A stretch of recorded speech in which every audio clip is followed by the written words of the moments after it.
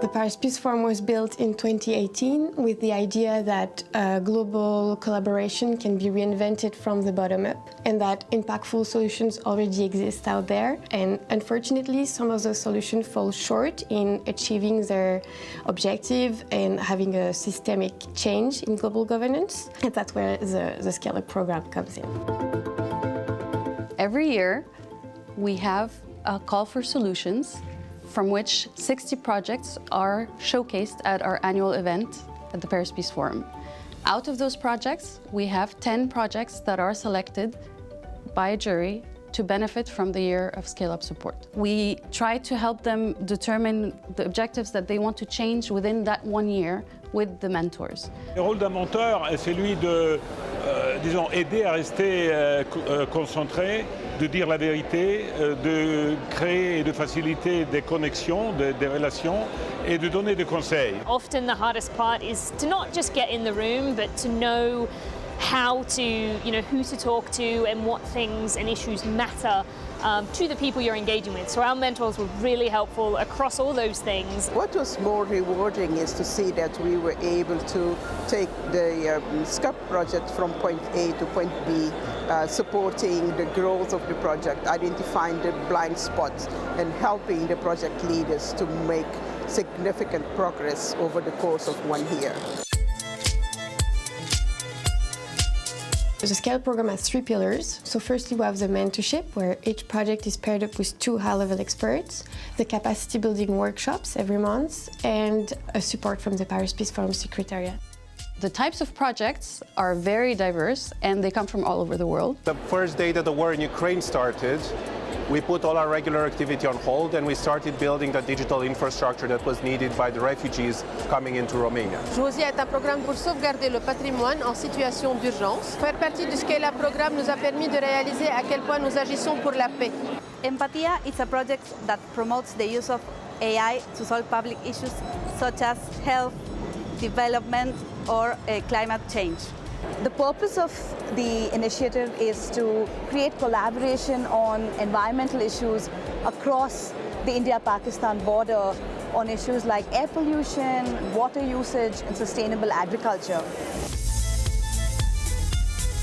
The Scale Up program is an accelerator of global governance solutions. We aim to help project teams be better equipped to influence and challenge governance, and ultimately help them amplify their impact and their reach. Being recognised for the work we were trying to do to make change globally out of Africa and out of the Global South was part of what the Scale Up Award meant for us. We've had a phenomenal year throughout the SCUP program, and I think the secret to kind of growing and scaling impact is collaboration. To both project leaders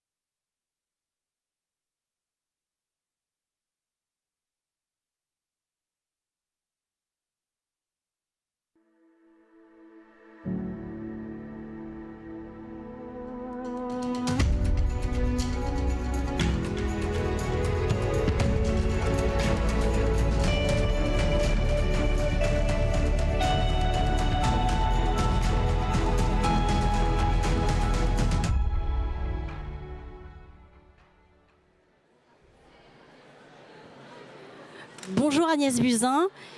Good morning, Agnès Buzyn. Thank you very much. We are delighted to welcome you at the Paris Peace Forum. We are going to start this session on a topic that is dear to your heart, support research for sustainable global progress.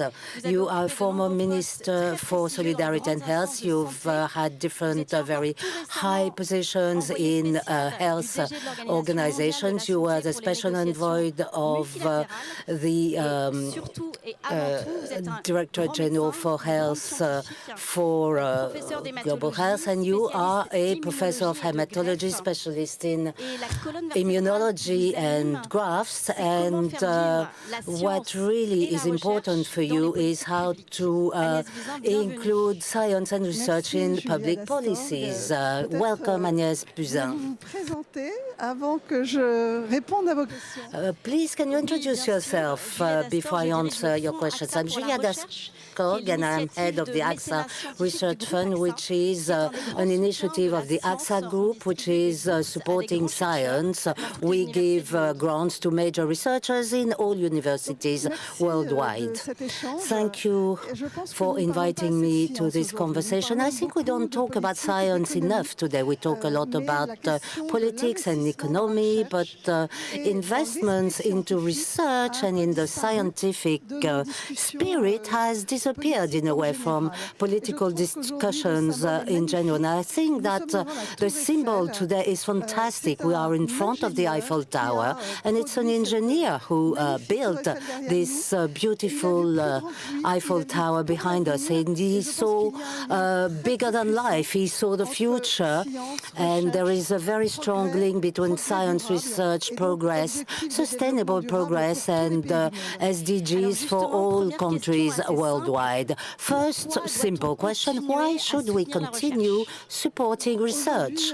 Well, you know that we had Sustainable Development Goals for 2030 that are very far from being achieved, and we have major worries about these goals of progress for the whole of humanity, but also for the planet. And we are worried about the fact that we are going towards a future that will not be as good as what we hope. So it is necessary to invest into fundamental research as well as applied research to meet these SDGs and to have some hope, to have the hope that scientific and technological progress will enable us, in spite of everything, to reach these objectives, these goals, with efficiency, with an economy based on preservation of resources and inclusion of everybody, service to everybody. So you're making a link between science and democracy. Why is science, in which we need to invest, is so important and is more than ever important for our democracies? We always talk about science as a source of technical progress, but let's not forget the very strong link between science and democracy. Why? Well, because science means that you question your certainties, that you call into question facts as we learn them, as we were taught these facts. Is to have a critical sense. It's doubt transformed into a method. In non-democratic countries, totalitarian countries, it's very difficult to call into questions dogmas. So there's a strong link between totalitarian countries and obscurantism. And as we see, a very strong link between obscurantism and populism. Unfortunately, I can give the recent example of the United States, where the future president, Donald Trump, wants to appoint Robert Kennedy Jr. as Minister of Research, and is anti-science, anti-vaccine. And we see that populism is going to feed a regression of scientific knowledge and a huge risk of calling into question vaccination. And vaccines have saved saved millions of people since they were discovered by human beings. So science is not a fight that is won easily. No, it's a fight we need to wage, a war we need to wage, and we need to apply reasoning to science. There are uncertainties in the future, and scientific reasoning is something that helps you make assumptions in a world that is full of assumptions and hypotheses, and where you try to find your path towards truth. So this scientific approach is not taught enough, I feel, today, and it does not prepare enough our children to this uncertain future that is ahead of us. What's interesting, if I may, is to go back a little bit and what you think about how science is made. Maybe it's not explained well enough, how these scientific mechanisms should be better understood, better known, why a scientific result, and you talked about vaccines, is something that is reliable. Well, it's true that people don't really understand what is a scientific debate. And very often, people think that science is a discussion and everybody can participate in this debate, but it's not a democratic discussion. It's a discussion between experts that confront assumptions and call them into question. Aristotle used to say there's no freedom of thought in astronomy. No, you can't think freely in astronomy. And we should explain to people that democratic debate is one thing, but scientific debate is something else. It's a confrontation of scientific assumptions, not of beliefs. When you start saying, I believe, you're not doing science anymore. It is something else. Thank you very much, Agnès. What we understand is that science is a bit hurt right now. Large areas of science have not received enough investment. The Draghi report recently talked about science. Can you tell us more about this ambition of going across the Atlantic and coming back to Europe? Yes, the Draghi report really shed light on my week and highlighted my week, because it says very interesting things about human progress. It says we need to reinvest massively in Europe in fundamental science and research to maintain our sovereignty, our competitiveness, and somehow our freedom as well. It's true as far as Europe is concerned, but for all countries in the world. The greatest example is South Korea. 40 years ago, it had one of the lowest GDPs per capita. They invested more than 5% of the GDP in science and innovation and registered patents. And today, South Korea is one of the richest countries in the world, one of the countries registering the largest number of patents. And it's shown by our countries as a fantastic source of innovation. And in France, we have a chronic underinvestment into research, whether it's public or private or from charities, 2.3% of GDP. The European criteria ask for 3%. We're far from that. Only Germany has 3% of its GDP invested into research today. So we are being downgraded by the United States, obviously, but also by China, by other European countries when it comes to patents. Patents are our life insurance for the future. They represent our sovereignty, our wealth, and our freedom, of course. The Draghi report mentions a strong idea to launch a European loan. What do you think about this possibility? I think it's a very good idea. There is a major, as I said, underinvestment in Europe into science versus the United States.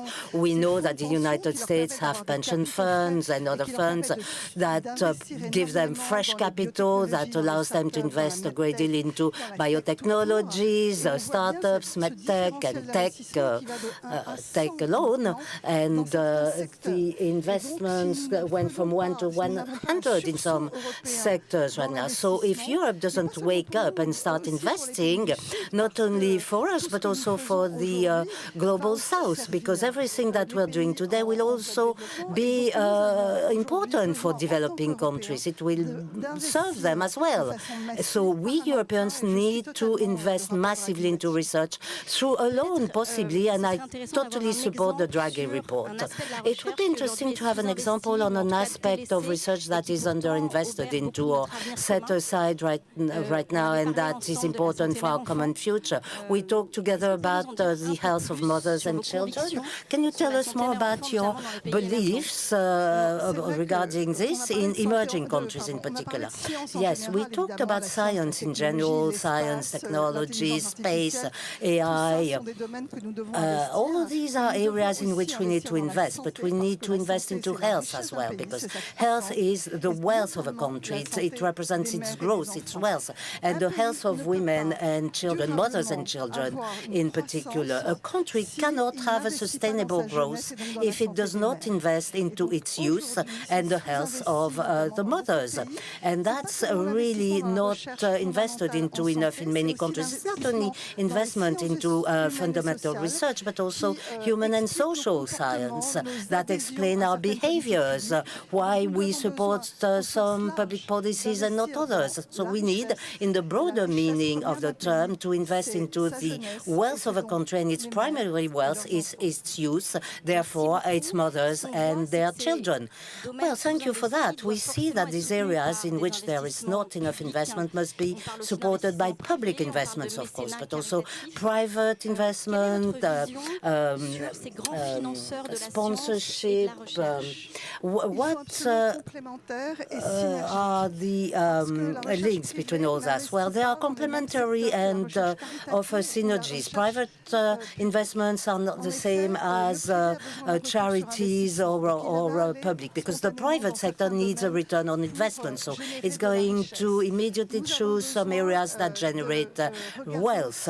We also need to look at sectors in which the return on investment is going to happen in the very long term. And that's fundamental basic research, and public funding, it's much more adapted to that kind of research. As I always say, we have not discovered the electricity by trying to improve candles. So the risk in private research, in a way, is that it's looking for a return on investment on a very applied type of research. But we need basic research as well to take technological leaps, such as shift the paradigms, change concepts, and find disruptive ideas. And that's funded by public investment. So we need all three of them with synergies.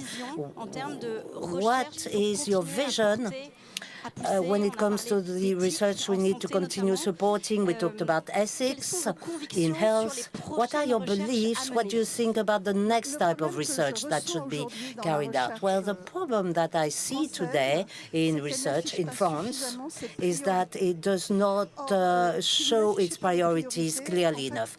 So if you don't show your priorities, the private sector that invests as well, and charities don't know where you want to go, and they don't want in what they can invest themselves to provide synergy. So we need to explain very clearly in what we want to invest, mortality, artificial intelligence, data, energy. In France, we have a strong ability to develop basic research in nuclear, for instance. It's one of our strong points. So why shouldn't we display our priorities and therefore attract private funds and make this type of research more efficient? So if there is one area in which we need to invest right now, well, we need to think about it and display these priorities for the future. Agnès Buzyn, very recently, you were at the WHO. Can you tell us, what can you tell us about the major priorities and the major multilateral negotiations at WHO and the fights that you were involved in there? Now, at WHO, the discussions are around the idea of the common good, what humanity should consider as a global common good. and which should not be submitted to speculations, which should be accessible to everybody. So it's equality of opportunities, fair opportunities in front of these common goods, medicine, etc. It's a beautiful idea. It should be developed not only in the sector of health, but also in other sectors, because fair opportunities is equal access to fundamental resources, energy, health, education, so that everybody can develop in a sustainable way. So science and research are common goods for humankind, yes. Scientific research feeds the whole of humanity. It's not only a common good for rich countries. We see in some African countries that they have used technological disruptions and skipped some development stages in telecoms, for instance, to immediately find innovative technological solutions. So they benefit from the research, they skip steps, and they become more efficient. So research and science are a global common good. Thank you very much, Agnès Buzyn, for your beliefs, for defending science. We all want to defend science and have a kind of snowball effect on funding. We still have a few minutes left, so we can take a couple of questions from the audience. Merci beaucoup. Est-ce que nous avons des questions? Absolument. Merci beaucoup pour ces échanges. Yes, thank you very much for this conversation. Can you hear me? Est-ce que ça fonctionne? Can you hear me? Alors, on vous écoute. Yes. Channel 18 in French. The interpreters can hear well. Now, if technology is with us, it should work. Et voilà, merci beaucoup. Here we are. Thank you. Allez-y. Alors, formidable. Merci beaucoup pour ces échanges. Thank you. Thank you for this discussion. The link between science and society is important, and it's also talking about science to the public at large. What do you think about vulgarization, and what are the limitations? How can you make the largest number know about difficult scientific results? So it's a very interesting question. Étienne Klein, who works a lot about popularization of physics, of astronomy in particular, thinks that science popularization is not enough, because you're explaining to people who are already interested in science, who are curious, who have this appetite for science. And I think he's right. I think that what we lack today is teaching about what is the contribution of scientific approach, how you find your way when you don't know anything or don't understand anything. It will help our children to teach them this approach, to find their way in this ocean of uncertainties that surrounds us today. Thank you very much. Another question, maybe? Yes, good morning. I'd like to know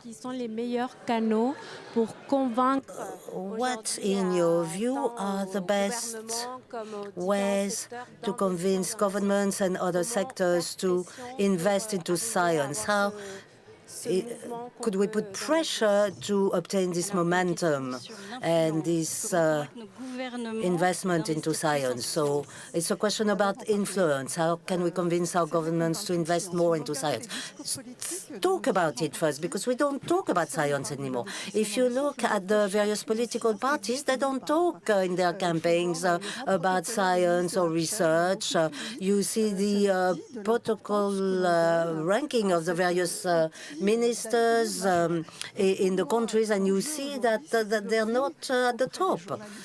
when they are a Minister of Science or Research. So we have to really convince policymakers and journalists and convince them that without research, without innovation, our future will be very dark. We lose some of our freedom. We will lose our faith in democracy and what progress means for us. So it's lobbying that needs to be done on a daily basis. We need to remind everybody that science is a tool that is indispensable for the development of human beings, whoever they are, and to the development of our planet. A third question, we're very successful. Thank you. What you said was very important when it comes to the importance of the youth and mothers. France will welcome the summit about nutrition in a few months, and you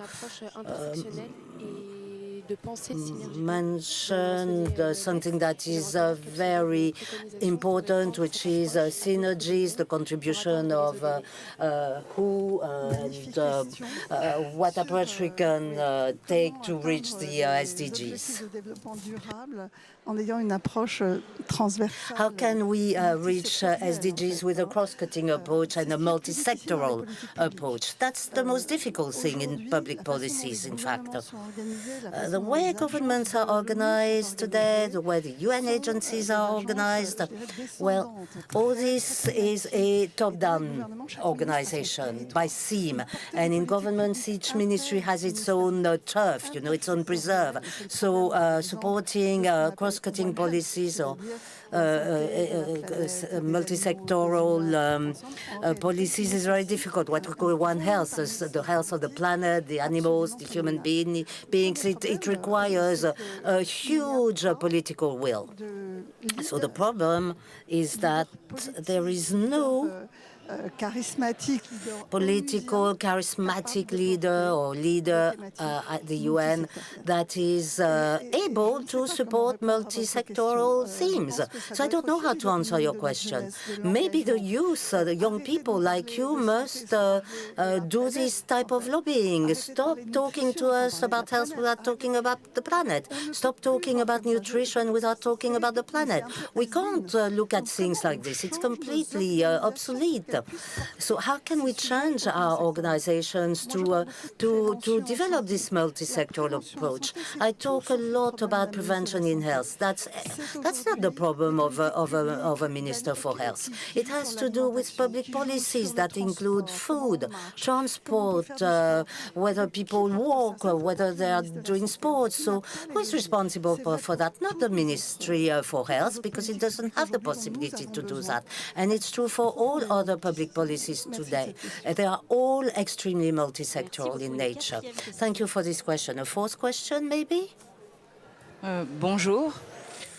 Good morning. The question I wanted to ask was whether you thought that because we don't invest enough into research, whether it has an impact on the rise of populism or not, maybe. So the question is whether underinvestment into research has an impact on the rise of populism. I wouldn't say that. I would not talk about such a direct link. What I think is that the underinvestment into science, the scientific approach, the understanding of how knowledge and truth are built, access to truth, because that is what research is all about. This feeds populism, because we always mix up scientific knowledge with beliefs, and we hear incredible discussions on TV where you have people who are believers in front of researchers and scientists who are trying to discuss. No, science feeds democracy, but it's not a subject of a debate. It's not a question of opinion. So there is probably a link between the fact that societies don't invest enough into the scientific spirit rather than financial investment investment into basic research. That's the most important thing. Now, to continue on the last question, we talked about the scientific spirit, the transmission to our children. What would be your last recommendation to sustain this scientific spirit, to make it live? So it's really to invest into the critical approach, not criticism as we understand it. There are often doubts, calling into question certainties. We are lied to. We are not told the truth. Critical thinking is based on a real approach. So it's encouraging your children to learn about science, to choose scientific and technical jobs, to have this understanding of the world, to have the tools to understand the world and address the future, as the Americans said, to be able to imagine the future with weapons that cannot be beliefs only. Thank you very much, Agnès Buzyn. I think that we all understood your message today. It is necessary to support research and give value to science to allow for sustainable progress for everybody. Thank you so much for being with us at the Paris Peace Forum. Thank you very much, Julia Dastok, for inviting me.